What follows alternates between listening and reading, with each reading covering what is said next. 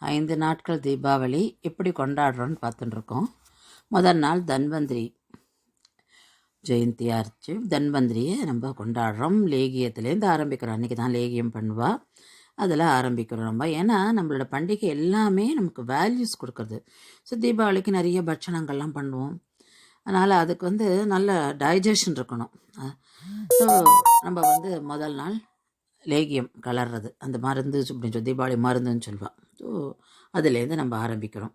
நம்மளோட பண்டிகை எல்லாத்துலேயுமே பார்த்தோன்னாக்கா ஒன்னொன்றுத்துலேயும் ஒரு ஒரு வேல்யூ இருக்குது.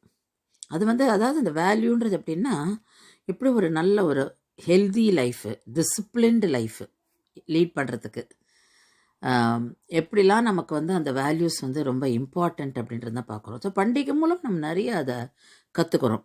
ஸோ முதல் நாள் தன்வந்திரி ஜெயந்தி ஆகிடுத்து. அடுத்த நாள் பார்க்கும்போது கிருஷ்ணர் நரகாசுரனை வதம் பண்ணுறது. அதனால் கிருஷ்ண தீபாவளி அப்படிங்கிறது.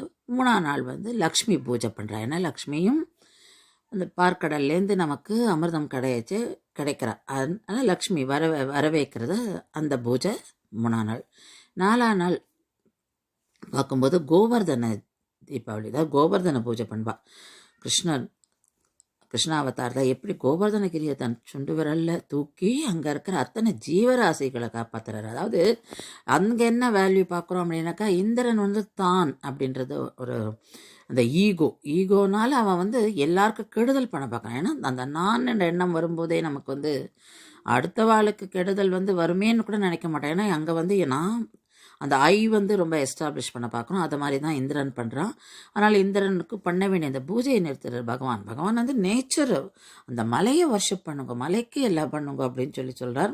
இந்திரனுக்கும் மழையாக கொட்டிடுறான். அப்போ தான் கோவர்தனகிரியே தன்னுடைய சுண்டு விரலை தூக்கி அங்கே இருக்கிற அத்தனை ஜீவராசிகளையும் காப்பாற்றுறார். அதனால் அங்கே ஜனங்கள் எல்லாம் வருஷா வருஷம் கோவர்தனகிரிக்கு பூஜை பண்ணுறார். கோவர்தனகிரி பகவான் தான், பகவானுக்கான பூஜை. அதுதான் அந்த கோவர்தனகிரி 4ஆம் நாள், அதாவது கோவர்தனகிரி பூஜை. அடுத்தது 5ஆம் நாள், அதாவது இன்னைக்கு என்ன அப்படின்னாக்கா பாய் தூஜ் அப்படின்னு சொல்கிறான்.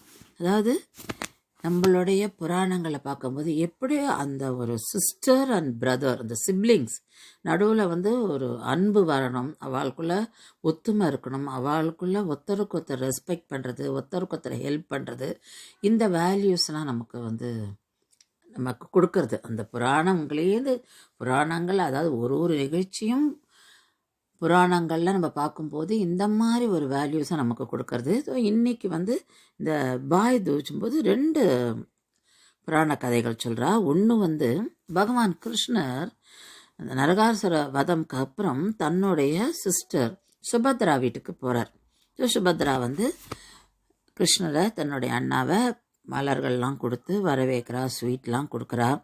அதுக்கப்புறம் பகவானுடைய நெற்றியில் அவள் ஒரு திலக்கம் இடுறா. அந்த இடத்துல நம்ம பார்க்கும்போது exchange of wishes, exchange of blessings இதெல்லாம் நடக்குது. ஸோ இது ரொம்ப சிறப்பான நாள். அதுலேருந்து தான் அந்த பாய் தூஜனை ஆரம்பிச்சது அப்படின்னு சொல்கிறா. இன்னொரு ஒரு கதை அப்படின்னு பார்க்கும்போது யமராஜர் த காட் ஆஃப் டெத். அவர் தன்னுடைய சகோதரி ரிவர் யமுனா, அந்த யமுனா நதி அவர் யமராஜாவோட தங்க, அவளை போய் பார்க்குறார்.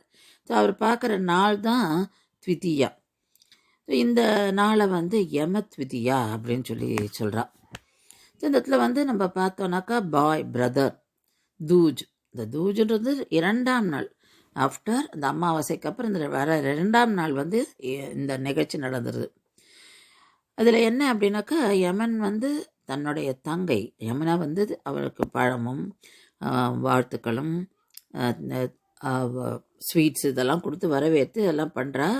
அதே மாதிரி நெத்தியில் திலக்கம் பண்ணுறா. அப்போ யமன் சொன்னா, ஒரு பிரதருமே இந்த நாளில் தன் தங்கையை விசிட் பண்ணி தங்கைக்கிட்ட இந்த மாதிரி விஷஸ்லாம் வாங்கிட்டு இந்த மாதிரி அந்த அன்பை பகிர்ந்துக்கிறது பண்ணால் அவள் யாருமே அந்த ஒரு டெத்தோட பயம் இல்லாமல் இருப்பா அப்படின்னு யமராஜன் சொல்கிறார். சிஸ்டர்ஸ்லாம் அந்த லாங்கிவிட்டி, பிரதர் நீண்ட நாள் வாழணும், நல்லா சந்தோஷமாக இருக்கணும், ப்ராஸ்பரிட்டிக்காக வேண்டிக்கிற நாள் இது. பிரதர்ஸ்க்கும் அந்த ரெஸ்பான்சிபிளாக இந்த மாதிரி வேண்டிக்கிற தங்கை அன்பாவும் பாசமாகவும் பார்த்துக்கிறது. அவளுக்கு ஏதாவது ஹெல்ப் பண்ணனா உடனே போய் பண்ணுறது. ஸோ அந்த கேரிங் அண்ட் ஷேரிங் இதெல்லாம் வந்து கொடுக்கறது. ஸோ இந்த இடத்துல வந்து நம்ம வேல்யூஸ் எப்படி வந்து ஒருத்தருக்கு விட்டு கொடுக்காம ஒருத்தருக்கு ஒரு நீடுனா போய் ஒரு ஹெல்ப் பண்ணுறது, அடுத்தவாளுடைய சுகம் துக்கம் எல்லாத்துலேயும் நம்ம வந்து பார்ட்டிசிபேட் பண்ணுறது, அந்த carrying for others, loving others, இது எல்லாமே. ஏன்னா நம்மலாம் வந்து ஒரு ஒரு ஒரு ஒரு ஒரு மெட்டீரியல் லைஃப்பில் இருந்துகிட்ருக்கோம். இந்த மெட்டீரியல் லைஃப்பில் நமக்கு வந்து அந்த அன்பு தெரியாமல் இருக்குது. ஸோ அந்த அன்பை தான் நம்ம ப்ரையாரிட்டியாக வச்சுக்கணும். ஃபஸ்ட்டு இம்பார்ட்டன்ஸ் வந்து அந்த அஃபெக்ஷன், இந்த பாசத்துக்கு கொடுத்துட்டு நம்மளோட மீதி மெட்டீரியல் ரெக்குவயர்மெண்ட்ஸ், மெட்டீரியல் நீட்ஸ் எல்லாம் அப்புறம் தான் வச்சுக்கணும். ஸோ அது எப்படி வாழணுன்றது தான் இந்த இடத்துல வந்து நம்ம இந்த புராணங்கள்லாம் நமக்கு சொல்கிறது. ஸோ எப்படி நம்ம ஒருத்தருக்கு அதாவது அந்த கோ எக்ஸிஸ்டிங்கை பற்றி அழகாக சொல்கிறது. ஒரே அம்மா, அதாவது ஒரே வயிற்றில் பிறந்த இந்த குழந்தைகள் எப்படி வந்து கடைசி மட்டும் அவள் ஒத்துமையோடு இருக்கணும் அப்படின்றதையும் நம்ம இங்கே பார்க்குறோம். ஸோ இந்த பண்டிகைகளில் நம்ம வந்து ஒருத்தர் விசிட் பண்ணும்போது அதை நம்ம அந்த கண்டினியூ பண்ணுறோம் அந்த பழக்கங்களெல்லாம். ஸோ நம்மள பார்க்குற நம்ம குழந்தைகளும் அதை அப்படி தான் வளருவா. ஸோ இந்த மாதிரி வந்து வேல்யூஸ், இந்த மாதிரி பண்டிகைகளை நம்ம பல வருஷங்கள், பல ஜெனரேஷன்ஸ்க்கு எடுத்துன்னு போகணும் அப்படின்றது தான் இந்த பண்டிகை கொண்டாடுறதோட முக்கியமான ஒரு, அதாவது நம்ம எங்கே கண்ட்ரியில் இருந்தாலும் சனாதன தர்மத்துக்கான அந்த பழக்க வழக்கங்களை விடாமல் நம்ம காப்பாற்றணும்.